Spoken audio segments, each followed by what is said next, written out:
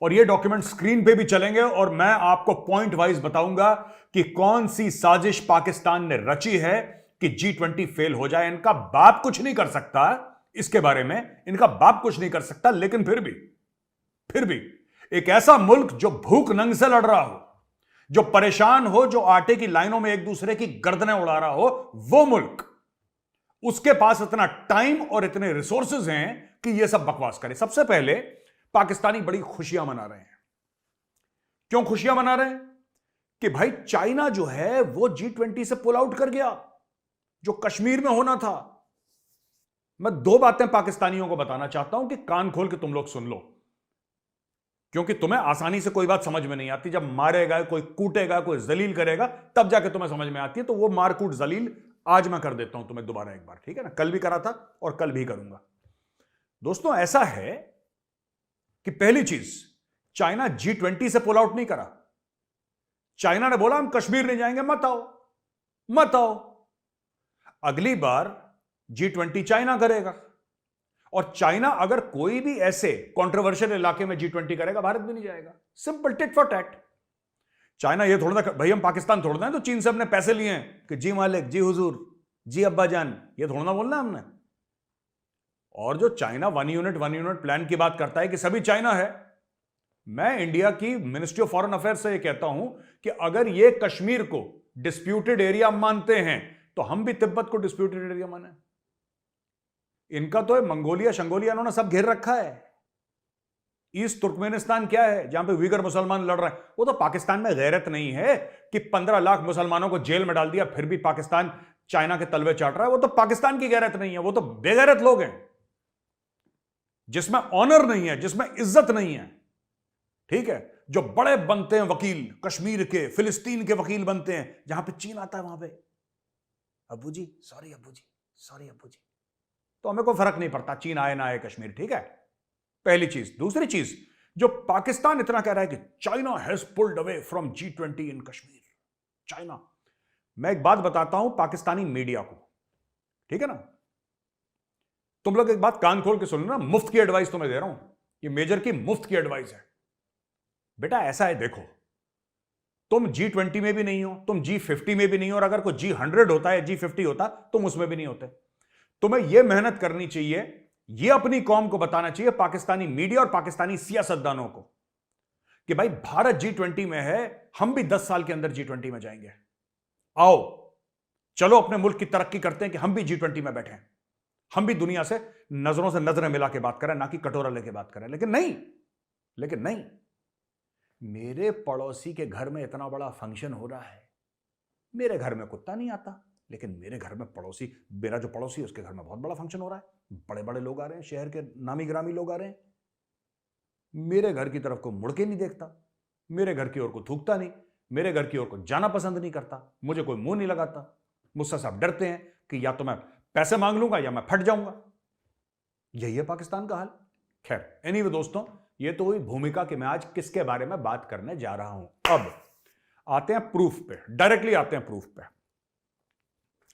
ये भाई साहब दस्तावेज हैं Mohammad Umer Shakoor, assistant director Kashmir affairs. एक इनकी डिपार्टमेंट है कश्मीर अफेयर्स की। बावलों को देखो, पागलों को, कश्मीर अफेयर्स। 75 साल से कश्मीर के नाम का ये लोग ये खा रहे हैं, क्या कहते हैं उसको, मिठाई। कश्मीर के नाम की मिठाई खा रहे हैं। 1 इंच जमीन नहीं ली। असिस्टेंट डायरेक्टर, इसको भी गाड़ी, नौकर, बंगला, घोड़ा गाड़ी सब दे रखा होगा लोगों ने कि ये कश्मीर फतेह करेगा, मोहम्मद उमेर शकूर। और उमेर भाई के बस का कुछ नहीं है। अब देखो ये क्या लिखता है, fax message most immediate from foreign Islamabad, यानी कि ministry of foreign affairs Islamabad, ठीक है, बिल्लो का ऑफिस, कि जब तक 370-35 से भारत वापस नहीं लेगा तब तक हम भारत से बात नहीं करेंगे। भाई साहब हाथ जोड़वा लो, तुमसे कोई बात नहीं करना चाहता।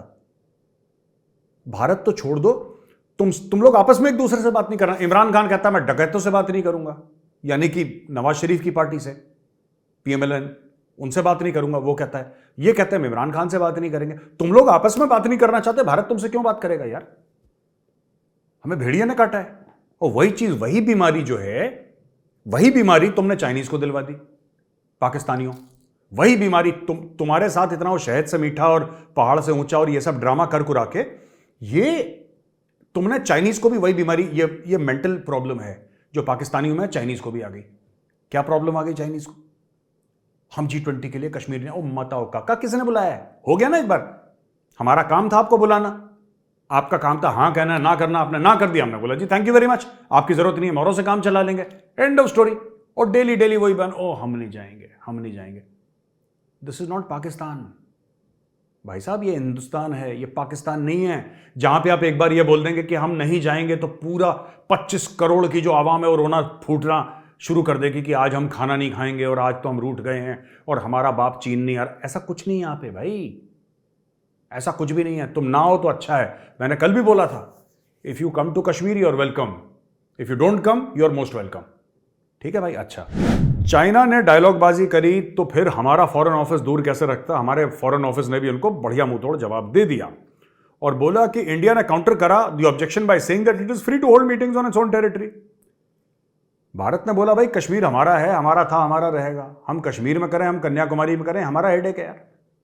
तुम्हें आना ही नहीं आना वो तुम्हारा हेडेक है, तुम मत आओ, हम तुम्हें बुला भी नहीं रहे। अब एक बार बुलाया था क्योंकि जाहिर सी बात है प्रोटोकॉल है, आपको बुलाना पड़ेगा जितने भी मेंबर कंट्रीज हैं G20 की। आप लोग नहीं आना चाहते, चाइनीज नहीं आना चाहते, वेरी गुड। तो भारत ने बोल दिया ठीक है यार डन, ये हमारी मर्जी है। कोई ये बोले कि चाइना बहादुर रूठ गए हैं इसलिए कश्मीर से, ना ना, तुम 100 साल के लिए रूठ जाओ बेटा, हमें कोई फर्क नहीं पड़ता। ठीक है। अगेन आई एम सेइंग, ये हिंदुस्तान है या पाकिस्तान नहीं है। पाकिस्तान होता 2 बोटियां फेंकते, वो कहते कि हम एक काम करते हैं, है ना, जो हमारा प्रीमियर लीग है क्रिकेट का, हम उसको यूएई में करवा देंगे। हम पाकिस्तान में करवाएंगे ही नहीं, यूएई में करवा देंगे। $2 का सवाल है बाबा, $2 का। ये पाकिस्तान है। इंडिया कहता है तुम्हें आना है आओ, नहीं आना भाड़ में जाओ, यहां से भागो, यहां से हट, अलग।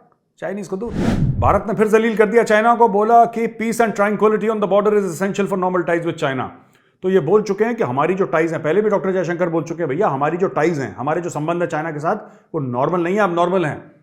कोई भी इस चीज में जो है ना कि लोग ये कोई सोचें कि भाई $125 अरब की ट्रेड चल रही है तो एवरीथिंग इज हंकी डोरी, ये पाकिस्तानी समझते हैं क्योंकि उनका ना डॉलर देखते हैं तो मुंह में पानी आ जाता है। वो डॉलर डॉलर डॉलर डॉलर, ऐसा नहीं है यहां पे भाई साहब। सीधी बात है, जब तक बॉर्डर पे अमन शांति नहीं होगी तब तक कुछ नहीं होने वाला, मामला आगे नहीं बढ़ेगा चाइना के साथ। This we have communicated before also. हमने दोबारा कम्युनिकेट नहीं करा, हमने सिर्फ एक बार बोला था, लेकिन इस बार जब चाइना ने बोला तो फिर हमने वो बोलते कि पहले तुम ये सॉर्ट आउट करो यार, तुम कश्मीर वश्मीर की बात मत करो, तुम जो दंगे फसाद कर रहे हो ना। अच्छा, फिर भारत ने आगे चल के चाइना को पब्लिकली जलील करवाया। कैसे जलील करवाया मैं आपको आगे बताता हूं, पर मैं ये कह रहा हूं यार कि देखो इनको चाइनीज को इंग्लिश तो समझ में नहीं आती, तो हमने इंग्लिश में जलील कराया, उन्होंने बोला चाऊ पाऊं, हमें तो समझ में नहीं आया। चाइना ने बोल दिया चाऊ पाऊं, उसको नहीं आया समझ में भाई। तो क्वाड की जो ग्रुपिंग है, the leaders of the Quad group Australia, India, Japan and the United States delivered a thinly veiled swipe at Beijing's behaviour Saturday at a summit in Hiroshima. ये लोग मिल रहे हैं हिरोशिमा में, और हिरोशिमा जापान में है, और वहां पे जो बाइडेन और बाकी जो 3 और वहां के हेड्स ऑफ स्टेट थे, ठीक है, जापान के, ऑस्ट्रेलिया के और भारत के मोदी जी, जो इंडियन होने की जो प्राइड है वो दोबारा पैदा करी। और मुझे लगता है कि नरेंद्र मोदी जी का सबसे बड़ा कंट्रीब्यूशन है दोस्तों यही है कि मुझ जैसा बंदा विदेश जाए और विदेश में एयरपोर्ट पर खड़े होकर बोले मैं इंडियन हूं। इस चीज की कोई कीमत नहीं होती। आप हजारों किलोमीटर की सड़कें बना देना, वो भी जरूरी है, मैं मना नहीं कर रहा। आप 100 सैटेलाइट स्पेस में भेज दें, वो सब एक्टिविटीज हैं। लेकिन जो सबसे बड़ा जो मानसिकता में, जो थिंकिंग में चेंज आया है कि we are Indians, we are second to none, हम नंबर 2 पे नहीं, हम नंबर 1 पे हैं, और दुनिया में कोई भी प्रॉब्लम होगी हम उस चैलेंज को स्वीकार करते हैं, हम उसको ओवरकम करेंगे और हराएंगे और जीतेंगे। मुझे लगता है सबसे बड़ा मोदी जी का यही योगदान है। बाकी सब चीजें ठीक हैं, ये चल रहा है बहुत बढ़िया तरीके से, ये वो, तो I think everything is okay, but I think this is the primary thing. अच्छा, ये जो ऑस्ट्रेलिया के प्राइम मिनिस्टर है ना, उन्होंने भी बड़ी इंटरेस्टिंग बात बोली। एंथनी एल्बनीज ने बोला कि भाई ये कम्युनिटी रिसेप्शन है सिडनी में और 20,000 लोगों की कैपेसिटी, और वो कह रहा है यार पूरा ही नहीं हो रहा। कह रहा मोदी जी आ रहे हैं, मेरे पास इतनी रिक्वेस्ट आ रही है, प्राइम मिनिस्टर ऑफ ऑस्ट्रेलिया कह रहा है कि साहब इतनी रिक्वेस्ट आ रही है, मैं किसको मना करूं, किसको हाँ बोलूं, क्योंकि सीटिंग कैपेसिटी सिर्फ 20,000 की है। इंडियंस दुनिया भर के हैं ना, पहुंच गए होंगे वहां पे, 50,000 इंडियंस ने बोल दिया होगा हमें भी आना है, मोदी जी से मिलना है, और वो बेचारा फंस गया। तो वो खुद कह रहा है कि यार this is too much for me to handle. आपने वो इमेजेस देखी होंगी पापुआ न्यू गिनी के जो प्राइम मिनिस्टर हैं मरापे। तो मरापे साहब जो हैं, मरापे साहब ने क्या करा कि जेम्स मरापे ने प्रधानमंत्री को पहले ग्रीट करा, and in departure from protocol, protocol ये होता है कि हर चीज डिसाइडेड होती है कि आपके प्रधानमंत्री ऐसे आएंगे, वो नमस्ते करेंगे, हमारे प्रधानमंत्री यहां पे खड़े रहेंगे, वो नमस्ते करेंगे, फिर हाथ मिलाएंगे, गले मिलेंगे, नहीं मिलेंगे, और फिर वो आगे, everything is choreographed, everything is decided. यहां पे क्या हुआ कि मरापे साहब ने पैर छुआ। अच्छा, वहां पे जाहिर सी बात है पापुआ न्यू गिनी में इंडियन डिसेंट के बहुत सारे लोग हैं, हिंदू भी हैं वहां पे, तो उनको किसी ने बताया होगा कि साहब ये बड़ों की इज्जत हिंदू धर्म में ऐसी की जाती है कि आप बड़ों के पैर छूते हैं। तो उन्होंने पैर छुए। यार देखो ना, उन्होंने तो पैर छुए मोदी जी की इज्जत करने के लिए, पर मुझे लगता है कहीं पे शहबाज शरीफ और बिल्लो रानी को आइडिया मिल गया कि अगली बार मोदी जी कहीं मिल गए, ठीक है, तो शहबाज शरीफ दायां पैर पकड़ेगा और बिल्लो बायां, और बोलेंगे मोदी जी जब तक आप हमें 5-10 अरब डॉलर नहीं दोगे हम ये पैर नहीं छोड़ेंगे। ठीक है, उसने जो करा पापुआ न्यू गिनी के प्राइम मिनिस्टर ने, उसने तो इज्जत देने के लिए करा। इन भाइयों को आइडिया मिल गया, ऐसे पकड़ लेंगे पैर, अब मोदी जी पैसे आपको देने पड़ेंगे। मोदी जी क्या ही कर लेंगे यार, इसमें क्या ही कर लेंगे, देना पड़ेगा पैसे। मैं बता रहा हूं पाकिस्तानियों को बहुत तगड़ा आइडिया मिल गया इससे, और मैं कह रहा हूं बिल्लो तो झपट लेगी पैरों को, क्यों, बिल्लो को पैसे की जरूरत है, तो बिल्लो नहीं छोड़ने वाली मोदी जी के पैर। अच्छा दोस्तों, एक और बड़ी इंटरेस्टिंग खबर है कि वॉलमार्ट कह रहा है कि हम भारत से ना टॉय, शूज, बाइसिकल्स वगैरह, जो वॉलमार्ट इज इन इंडिया और दुनिया का सबसे बड़ा स्टोर है वॉलमार्ट, तो वॉलमार्ट का ये कहना है कि साहब हम सब यहां से ना expand supplies from India and explore categories like food, pharmaceuticals, consumables, health and wellness and apparel and home textiles। ये सारे के सारे जो हैं ये हम कर रहे हैं। अच्छा, वॉलमार्ट का ऑफिशियल मैं आपको स्टेटमेंट पढ़ के बताता हूं, बड़ा इंटरेस्टिंग है, फिर मैं इसका हिंदी में अनुवाद भी करूंगा। Walmart growth is sourcing from India includes expanding working with existing suppliers and helping develop new supplies and categories such as food, pharmaceuticals, consumables, health and wellness, along with apparel and home textiles. We are also exploring opportunities in toys, shoes and bicycles। यार देखो, ये story ये है कि Walmart कह रहा है कि इसके पीछे ना कारण क्या है, ये आपको स्टोरी क्यों आ रही है अचानक, आपने देखा है, ये न्यूज आइटम आपने पढ़ा होगा ना, पर आपने देखा ये स्टोरी क्यों आ रही है ऐसी? आपने डिप्लोमेटिकली एक्सेप्टेबल कर दिया कश्मीर को। अब नेक्स्ट स्टेप क्या होगा? हॉलीवुड मूवीज यहां पे शूट होंगी, बॉलीवुड की तो हो ही रही मूवी शूट यहां पे, राइट? अब बड़ा यार मजा आता है इनको देख के। कल मैं डिबेट पे बैठा था, वो अर्नब की होती है ना जो डिबेट, तो उसमें तो पूरा फुल एग्रेशन होता है। वहां पे देखने वाली चीज थी भाई साहब, देखने वाली। अगर आप होते तो आप हंस हंस के आपके पेट में दर्द हो जाता। पाकिस्तानी ऐसे जल भुन रहे थे जैसे बैगन का भरता बनता है ना। अरे परेशान हो गए वो लोग, कह रहे इमेजेस झूठी हैं, ये है ही नहीं। एक ने तो बोल दिया कि ये खाली खाली सीटें हैं यहां पे। तो जो रिपब्लिक की जो वहां पे ब्यूरो चीफ थी श्रीनगर की, उसने बोला खाली इसलिए क्योंकि 10:30 बज रहे हैं रात के, लोग खाना खा के सोने चले गए, खाली तो होंगे ही। और पाकिस्तानी कह रहे क्यों नहीं खा, हमारी डिबेट के लिए भरना चाहिए था कि पाकिस्तानी देख पाएंगे कि सब ठीक है। और पागल लोग हैं यार, इनको क्या। तो ऐसा बड़ा मजा आता है इनसे बात करने में ना। And some of them are good, मतलब ठीक है, वो भारत के खिलाफ बोलेंगे, दैट्स ऑल राइट। हम भी पाकिस्तान के खिलाफ बोलते हैं, दैट्स ओके, वो ठीक है, उसमें कोई दिक्कत नहीं है मुझे। तो यार देखो, मैं दो चीज, अब पाकिस्तान क्या कह रहा है, पाकिस्तान का इसमें थ्योरी क्या है पाकिस्तान की थ्योरी सिंपल सी है। देखो भाई, सर्वप्रथम ये एक डिस्प्यूटेड इलाका है, ये पाकिस्तान कहता है डिस्प्यूटेड इलाका है, राइट? और यूनाइटेड नेशन के रेजोल्यूशन पेंडिंग है। भारत को यहां पे कोई ऐसा कदम नहीं उठाना चाहिए क्योंकि ये area quote and quote disputed है, ये पाकिस्तान का कहना है, राइट? यूनाइटेड नेशन रेजोल्यूशन कहीं यह नहीं कहता कि वहां पे आप G20 नहीं कर सकते, वो कहीं नहीं कहता, ऐसा कहीं नहीं लिखा है यूनाइटेड नेशंस का रेजोल्यूशन कि यहां पे आप नहीं कर सकते, राइट? आपको जो करना करिए, दैट्स ओके। वो ये बात कहता ही नहीं इसके बारे में। G20, G7 ये तो बात ही नहीं करता वो, it does not talk about such things. But Pakistani बड़े अपसेट हो गए। पाकिस्तानियों, देखिए हम तो एक अच्छा ही कर रहे हैं ना कश्मीर का, कश्मीर को ग्लोबल एक्सपोजर मिल रहा है, दुनिया के लोग आएंगे, कश्मीर के बारे में बात करेंगे, टूरिज्म होगा आम कश्मीरियों को। मैं पाकिस्तानियों से पूछना चाहता हूं यार, तुमने तो अपना कश्मीर बेच दिया चीनियों को। चाइना पाकिस्तान इकोनॉमिक कॉरिडोर कहां से आती है? गिलगिट से आती है ना, ऊपर से गिलगिट से आती है। ठीक है, सो कॉल्ड आजाद कश्मीर, आजाद आजाद आजाद आजाद, अच्छा लग रहा है सुन के आजाद कश्मीर। पीओके से जाती है, राइट? तुमने तो पूरी जमीन बेच दी यार। तुम तो चाइनीज को वहां पे बैठा दिया तुमने कश्मीर में, जो तुमने हथियाया था इलीगली गुंडागर्दी से कश्मीर में, क्योंकि उस समय इंडियन आर्मी थी नहीं वहां पे, वरना वहीं पे जूते मारती तुम्हें बॉर्डर पे। लेकिन क्या हुआ कि तुमने इलीगल तौर पे हत्या लिया उसको, और वहां पे तुमने चीनियों को बेच दिया, क्योंकि रोड भी चीनी बनाएंगे, तुम्हारी तो इतनी औकात नहीं कि रोड बना लो, वो भी तुम्हारे लिए चीनी बनाएंगे। तो भाई साहब एक बात बताओ, तुमने तो सीपैक जैसा मंसूबा वहां से ले आए, तुम यहां पे कुछ भला हो रहा है, तुम्हें खुजली हो रही है। और मैं बता रहा हूं दोस्तों, पाकिस्तानियों इनको उल्टियां आना शुरू हो गई, ये पागल हो गए कश्मीर को देख के, क्योंकि बचपन से यही सिखाया गया ना, स्कूल में, घर में। जब छोटा बच्चा होता है ना, हम लोग कहते हैं लल्ला लल्ला लोरी दूध की कटोरी, इनको कहते हैं कश्मीर बनेगा पाकिस्तान, कश्मीरियों से नाता क्या, ला इलाहा इल्ला, बच्चों बचपन में ही। तो फिर बड़ा होकर हाफिज सईद बनता है वो क्या वो करना है उसने, वही है। साइंटिस्ट थोड़ा ना बनाते हैं पाकिस्तानी, दे मेक हाफिज सईद, मसूद अजहर, यही लोग निकलते हैं पाकिस्तान में, यही इनके नेशनल हीरोज हैं दोस्तों।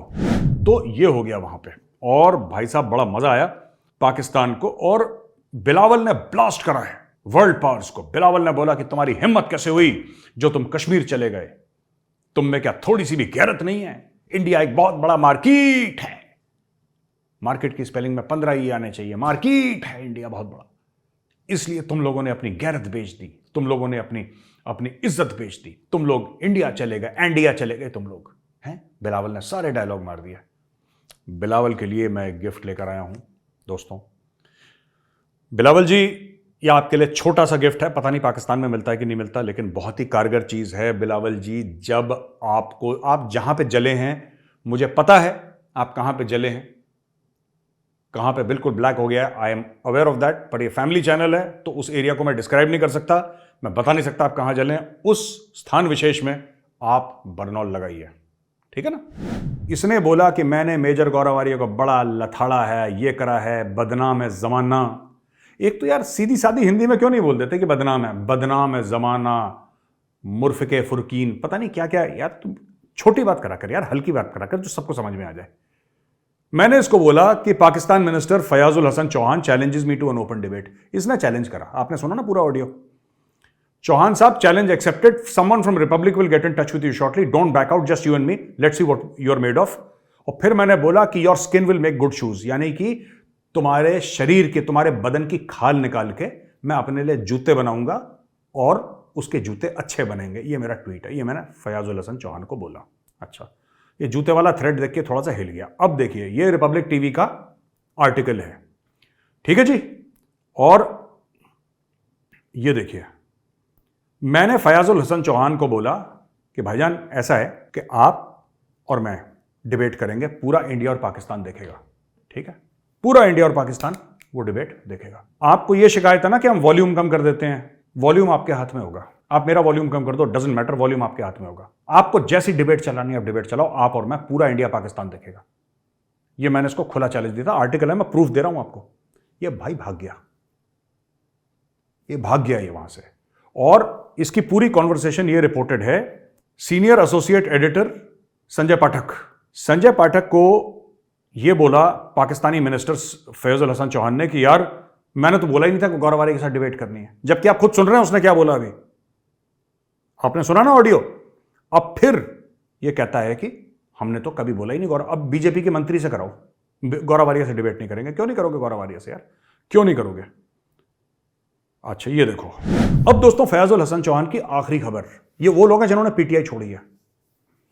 फयाजुल हसन चौहान को मैंने खुला चैलेंज दे दिया कि तुम करना चाहते हो ना मेरे साथ, मैं एक्सेप्ट करता हूं चैलेंज।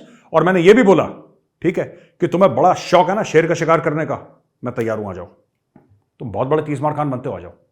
तो मैंने बोल दिया इसको रिपब्लिक की तरफ से एक बंदे ने बोल भी दिया कि मेजर का खुला चैलेंज है, आ जाओ, कब करना है, समय बताओ सर, आप बताओ कि मैं इस समय करूंगा, और सारा कंट्रोल आपके हाथ में होगा, वॉल्यूम शॉल्यूम जो करना है आपको, ड्रामा तमाशा सब कुछ, ठीक है।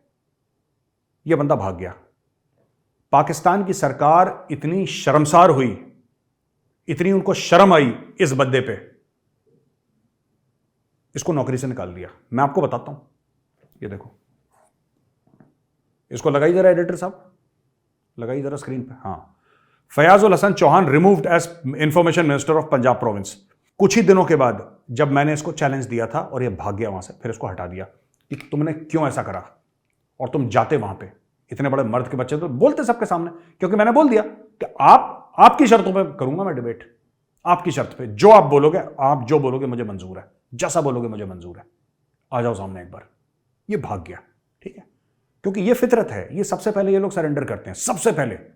और लंबी लंबी बातें, बातों में कोई आपको कंजूसी नहीं दिखेगी। अरे हम लाल किले पे सब परचम लहराएंगे, हम गजवाए हिंद करेंगे, हिंदुओं को मार देंगे, ये सब डायलॉग बाजी। और आप इनसे बोले जरा बैठ के बात तो करते हैं, भाग गया भाई, इसको नौकरी से निकाल दिया वहां से।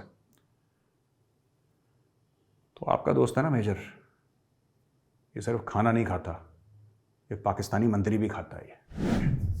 हम लोग कल डिस्कस कर रहे थे ना, फयाजुल हसन चौहान के बारे में हमने डिस्कस करा, और शिरीन मजारी के बारे में भी डिस्कस करा था। लेकिन डब्बू जी जाने वाले, ये मुझे पता है, 100% पता है। और आज मैं ऐसी चीज बताऊंगा, राइट, जो आपको शायद पता हो ना पता हो, लेकिन पाकिस्तानियों को जरूर पता है, लेकिन उसको नजरअंदाज कर रहे हैं, ठीक है। पॉलिटिक्स बिल्कुल क्रिकेट की तरह है, in the sense that it's a team sport. आप ये नहीं कह सकते कि हमारा जो कैप्टन है वो तो बहुत तगड़ा है साहब, बहुत जबरदस्त कैप्टन है, बाकी सब जो हमारे ऐसी लल्लू पंजूस हैं, ये टूटे फूटे ऐसी हथियार जो है ना, बिल्कुल ऐसे हमारे हथियार टूटे हैं सबके सब, तो उससे आप जंग नहीं जीत सकते। हाँ, कैप्टन की एक लीडरशिप क्वालिटी होती है, कैप्टन वो होता है जो लीड करता है, कैप्टन वो है जो सबको साथ लेके चलता है, सबको मोटिवेट करता है, सबको ट्रेन करता है। एक कैप्टन का खास किरदार, एक खास रोल होता है। लेकिन ये एक इंडिविजुअल स्पोर्ट नहीं है, it's not an individual sport. This is not like playing table tennis और लॉन टेनिस और गोल्फ। ये आपको 11 बंदे लेकर चलना है, और अगर जो कैप्टन अपने बाकी 10 बंदे टूटे फूटे ला रहा है, उसकी टीम डूबेगी। और पीटीआई के साथ यही प्रॉब्लम हुई। अब मैं आपको समझाता हूं, यह बात मैं पहले भी कह चुका हूं, आज मैं फिर आपको समझाता हूं। पाकिस्तान को आप समझिए, तब आपको पता लगेगा। देखिए, ऐसा है, इमरान खान कभी जिंदगी में अपना पूरा चुनाव नहीं जीता, इसलिए इमरान खान को कहते थे सेलेक्टेड प्राइम मिनिस्टर। यानी कि कमर जावेद बाजवा साहब, जो उनके आर्मी चीफ हुआ करते थे, साबिक army chief, previous army chief, वो उन्होंने सेलेक्ट करा इमरान खान को, और इमरान खान को बना दिया प्राइम मिनिस्टर ऑफ पाकिस्तान। ठीक है, इमरान खान को गलतफहमी हो गई कि भाई मैं तो बॉस हूं। यह गलतफहमी पहले जुल्फिकार भुट्टो को भी होती थी एक जमाने में, जिसकी वजह से वो लटक गए थे फांसी में।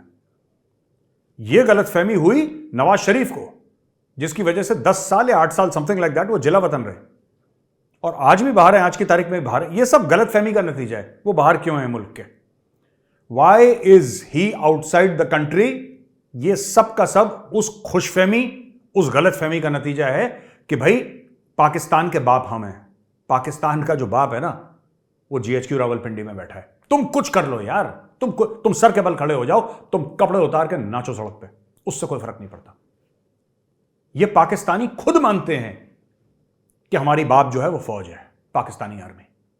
और पाकिस्तानी आर्मी की बाप इंडियन आर्मी में बात अलग है, लेकिन पाकिस्तान के अंदर की बात कर रहा हूं, उनका बाप जो है पाकिस्तानी फौज है। अब हुआ ये कि इमरान खान ने, ठीक है, जो लोग थे, जो लोग 21, 22, 23 साल तक इमरान खान के साथ थे, जिन्होंने इमरान खान को उस वक्त देखा है जब इमरान खान को कोई नहीं पूछता था, जो फाउंडर्स थे पाकिस्तान तहरीक इंसाफ के, वो कहां चले गए? वो आपको नहीं दिखते। आपको कोई इक्का दुक्का दिख गया तो दिख गया, लेकिन आपको वो नहीं दिखते। सामने कौन दिखता है? या कुछ महीने पहले कौन दिखता था सामने? ये सारे आड़े टेढ़े लोग दिखते थे, जिनका कोई वजूद नहीं था, जो पार्टी हॉपर्स थे। एक पार्टी हॉपर का मतलब खैर अलग चीज होती है, लेकिन ये भी आप पार्टी या पॉलिटिकल, तो एक पार्टी से दूसरी पार्टी हॉप करना, 2-2, 3-3 पार्टियां चेंज करना। एक आध पार्टी में समझ सकता हूं अगर कोई चेंज करे तो, आई कैन अंडरस्टैंड। आपको नहीं समझ में आया, आइडियोलॉजी मीट नहीं करी आपने एक पार्टी से दूसरी पार्टी। लेकिन फवाद चौधरी जैसा, जो 5-5 पार्टियां चेंज कर चुका हो, काफलीग 2 बार बदल चुका है, वो 2 बार काफलीग ज्वाइन करी और वहां से रिजाइन करा, ऐसा बंदा, और बीच में हर एक पार्टी का बीच में वो हिस्सा रहा है। अब आप समझ सकते हैं कि ऐसे खतरनाक लोगों से इमरान खान ने अपनी टीम बनाई, प्लेइंग 11, राइट, हर बंदा यू टर्न वाला। तो पाकिस्तानी फौज ने क्या डिसाइड करा? जब 9 मई का वायलेंस हुआ तो पाकिस्तानी फौज ने बोला कि अब बहुत हो गया, ये बहुत बकवास कर रहा है, ये बड़े कंटेनरों पे खड़े होकर तकरीरें कर रहा है और डीजे बट से वहां पे ढंग चक ढंग म्यूजिक बजवा रहा है, अब इसका हम बैंड हम बजाएंगे। अच्छा, 9 मई को आपको पता है क्या हुआ?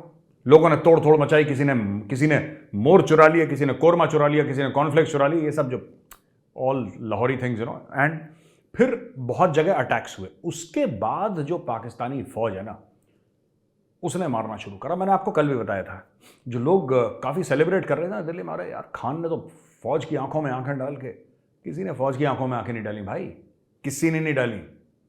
अभी तो पाकिस्तानी फौज ने बैटिंग करना शुरू किया है, अभी वो पूरी तरीके से आए नहीं, अभी उसके ओपनर्स बैटिंग कर रहे हैं और बाकी टीम में 11 खिलाड़ी होते हैं। पाकिस्तानी फौज की टीम में 111 खिलाड़ी हैं, उनकी बैटिंग लाइनअप खत्म ही नहीं होती।